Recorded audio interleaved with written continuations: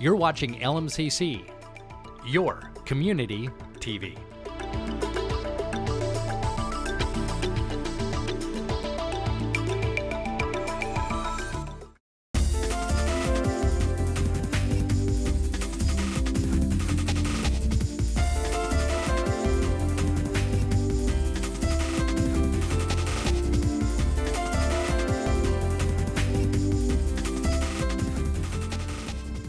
Do you ever walk down the street and see a door and wonder what's inside?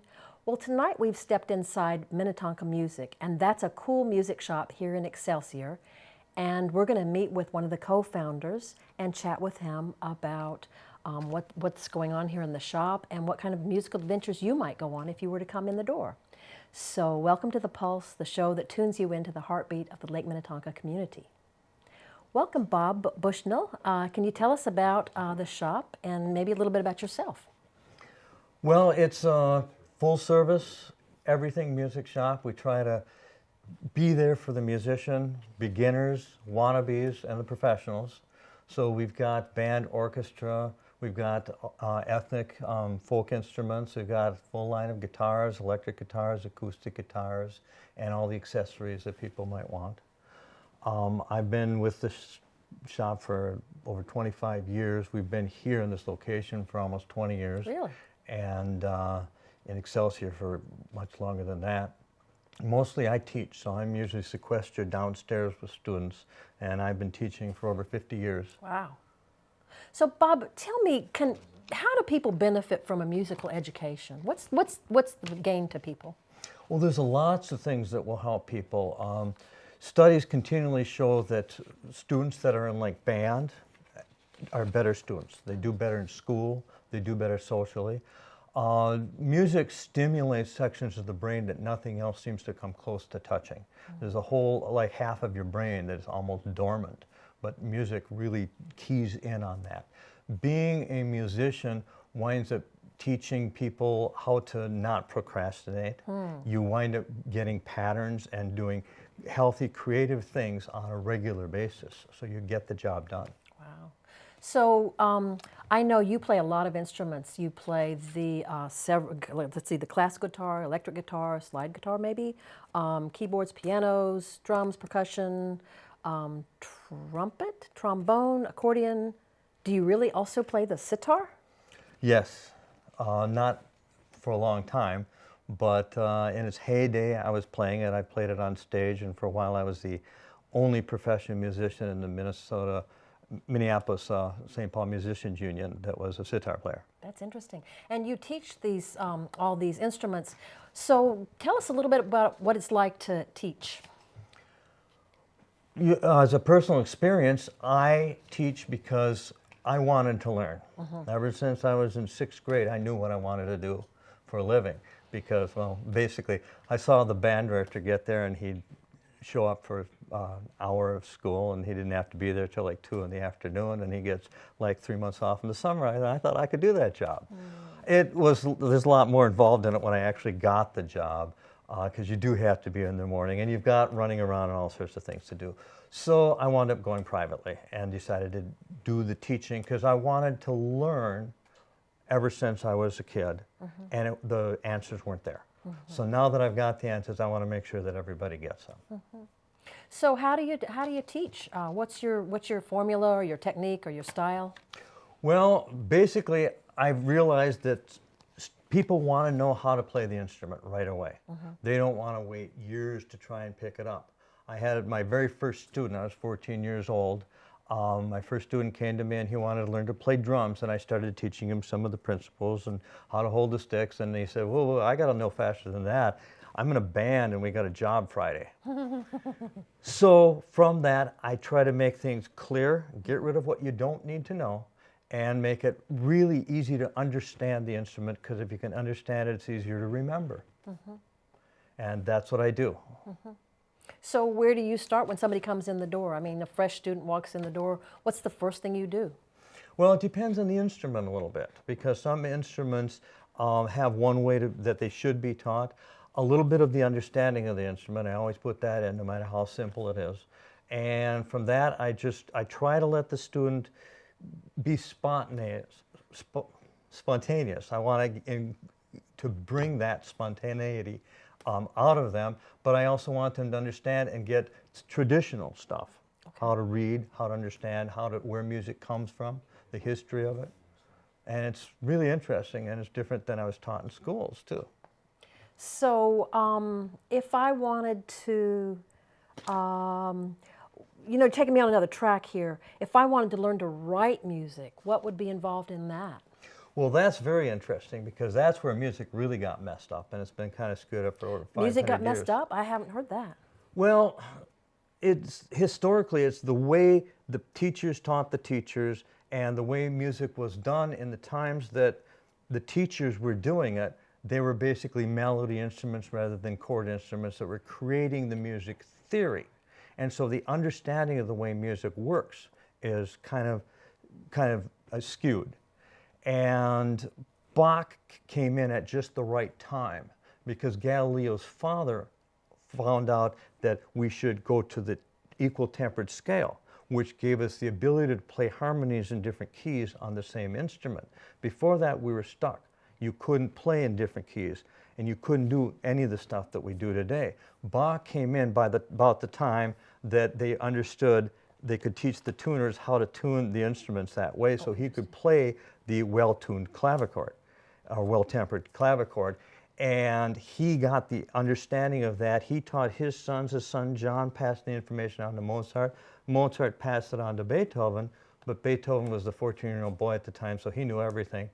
When he went back, because his mother was sick, and came back, he didn't continue with Mozart, and he didn't use what Mozart had told him until he went deaf.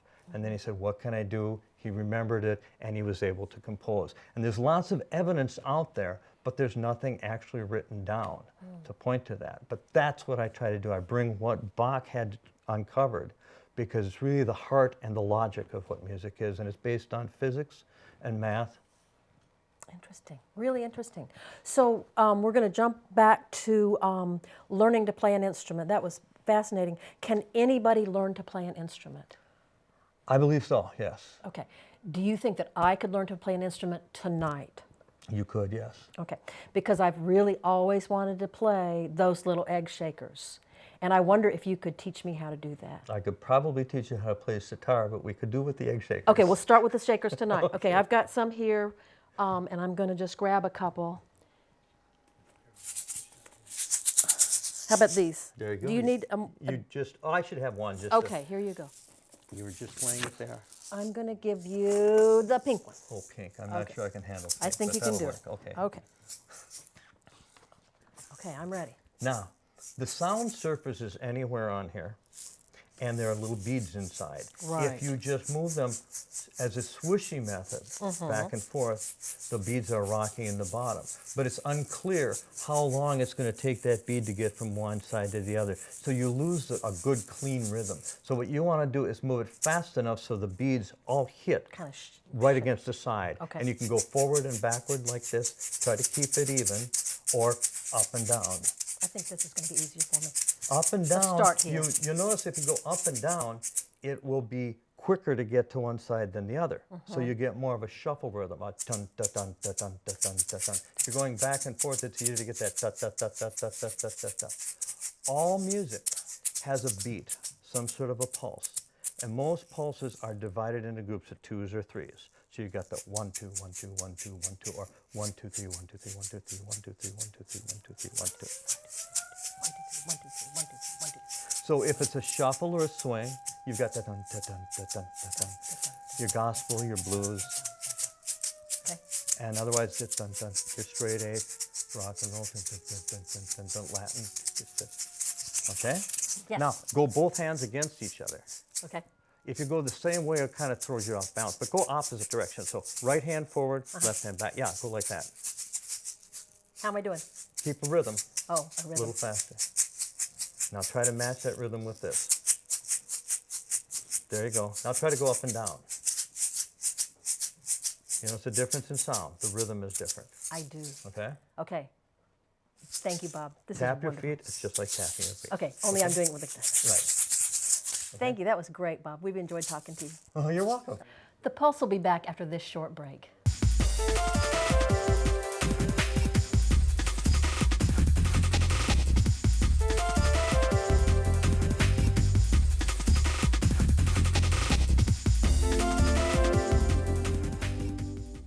Here's what's coming up on First Responder TV. Kevin Supprell, emergency physician and EMS medical director, will teach us how to perform compression-only CPR. We'll give you an update on scams that have been targeting citizens in the Lake area.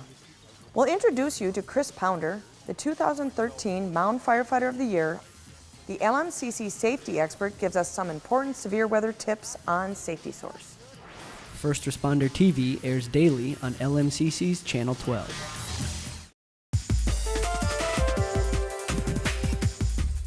Next, we're going to interview one of the Minnetonka music customers, and he's a lifelong musician with lots of wonderful stories. So please welcome John Villemonte. Howdy. John, how did your musical adventure begin? Well, it began many years ago when I was 3 years old, and in a very unlikely place, Calcutta, India. My dad had accepted a project over there for 3 years through the University of Wisconsin in Madison, where my hometown is. So we ended up going over there to India when I was 1 year old. So from 1 to 4, I lived in India, and we lived inside it was a college campus, it was a gated community. So we didn't get out much, and so I didn't really have much exposure, to any kind of culture or anything like, certainly not American culture. So I think that's why this experience was that much more impactful for me when I was 3 years old. So Mom was always looking for ways to, entertain the kids. So one day she heard about our good old friend Elvis. Elvis was making the rounds with his latest movie, Jailhouse Rock. So she thought, well, that sounds good. So let's grab all the kids and go take them to the movie theater. So here I am sitting on my mom's lap. The movie comes on. Well, you have to remember I'm 3 years old. I've never seen a movie. It's my first movie. So already I'm sort of like, whoa, what is all this? And then Elvis comes on and he sings Jailhouse Rock.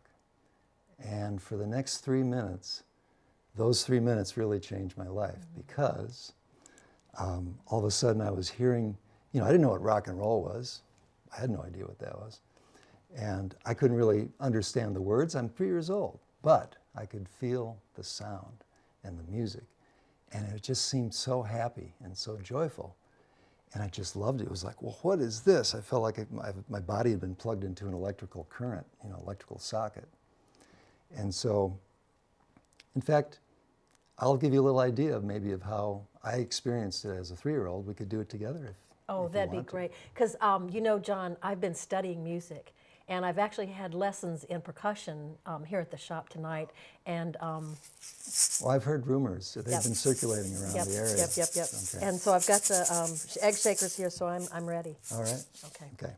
So this is Jailhouse Rock as heard by a 3-year-old sitting on his mom's lap. Excellent. In Calcutta, India. Got it. Okay.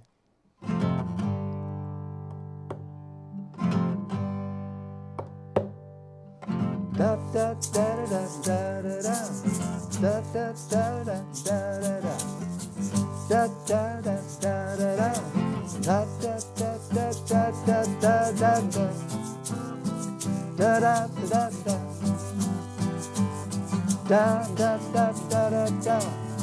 da da da da da.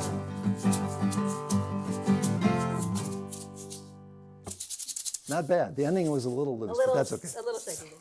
Well, we'll hear John play later, so another song. So it was just, this joy of just the sound and the music. And I said to myself, well, I didn't say to myself, it was just a feeling.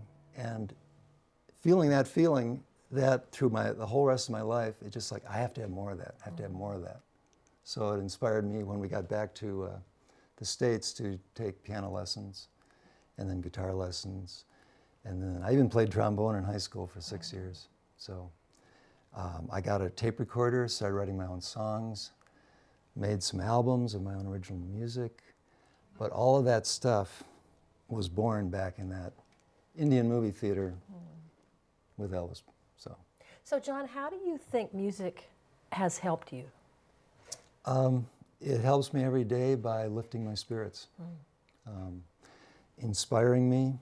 I remember times when I was afraid to do something, you know, maybe go, you know, ask the girl out or something like that, and I'll put on Who's Next, you know, like that, and all of a sudden, you know, I feel confident, all like that. So, in those kind of ways, it's like a best friend. You know, I worked in a record store for 8 years, a used record store, and I just got this incredible collection of vinyl, you know, back in the 70s, and all this music that a lot of people never heard about, and wonderful stuff that, you know, it's like, oh, I'm in this kind of mood, I need a little pickup, I'll go right there, and that'll give me what I want. So it's it really helps lift my spirits. So have you made albums then? Yeah. Or I guess they're CDs now, right? Yeah, Yeah. yeah, actually 8 albums over the years. My first one was 1977, and recorded on a 4-track TX deck with no mixing board or sound processing of any sort. You created it yourself? Yeah, Oh, interesting. in my bedroom. Okay. What's interesting is that of all my albums, it's the best-selling one. Is it really? Yeah, it's really funny because I made that first album with so much love, you know, just to make the music. Right. And a lot of the other albums were like, oh, I got to write a, you know, hit single, got to be, you know, blah, blah. And I sort of lost that focus on what music is all about for me, which again was the love that I felt way back in that Indian movie theater. Right, right. So if I were to go online, would I be able to find any of your albums? Yep, on my website, Villemonte.com. Uh-huh.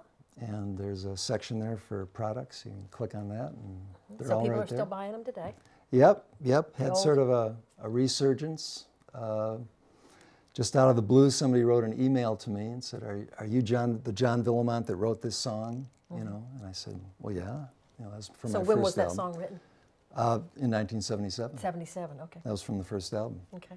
I said, "Yeah, that's me." And he goes, "Wow, you know, that's one of my favorite songs, blah, blah, blah.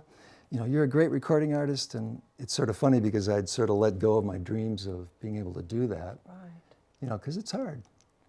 And this was sort of confirmation that, wow, you know, I really did have something to offer and somebody enjoyed it. And this is from Japan, by the way. It was a Japanese person there? Yeah. Wow. So- I wonder how he found you. Well, a friend of his is a collector who collects, you know, strange stuff from all around, I guess. He found my album somewhere, I don't know where, because there's only 200 copies ever made. So what these collectors do is they make little tapes, you know, cassette tapes, and they send them to other people, their friends, and they all have, you know, specific songs on them that they're enjoying. So he sent one, I guess this Japanese guy was one of his friends, and one of my songs was on there. And I guess he wrote back and said, "Well, who's this guy?" Blah, blah. And So you're actually a cult figure in music. I guess so. I guess I should go ahead and get your autograph. Well, you can. I can. Yeah, I won't charge you anything. Excellent, So excellent. since now you're a fellow musician. Yeah, and I can always, you know, I'm available anytime, John, Okay. that you need somebody Thank to you. play Thank you. percussion with you. So, wow. And you're writing songs today still?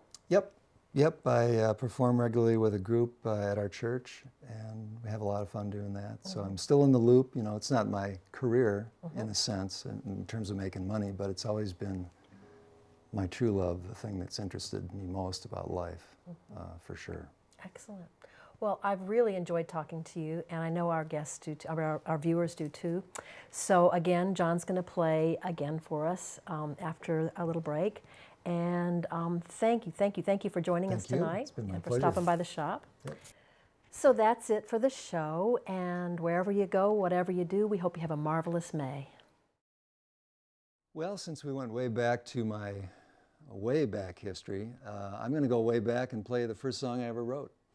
It's called Love Shine on my first album, and here we go.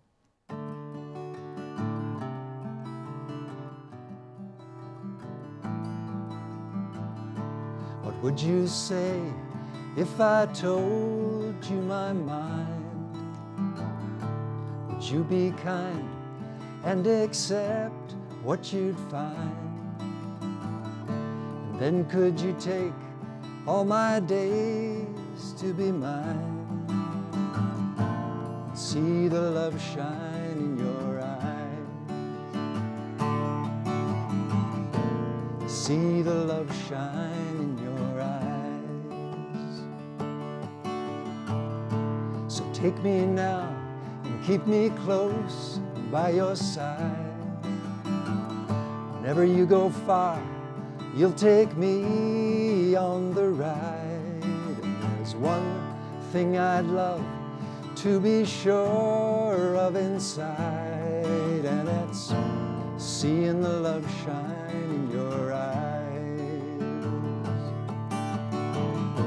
Seeing the love shine in your eyes.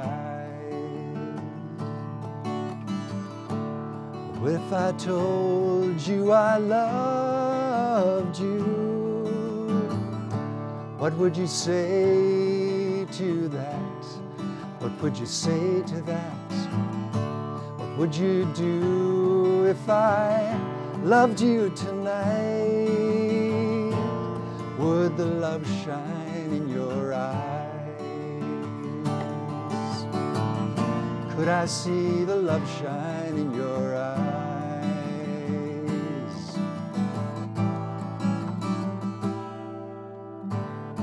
So take me now and keep me close by your side. Whenever you go far, you'll take me on the ride. And there's one thing I'd like to be sure of inside, and that's seeing the love shine in your eyes. Yes, seeing the love shine in your eyes. Seeing the love shine in your eyes.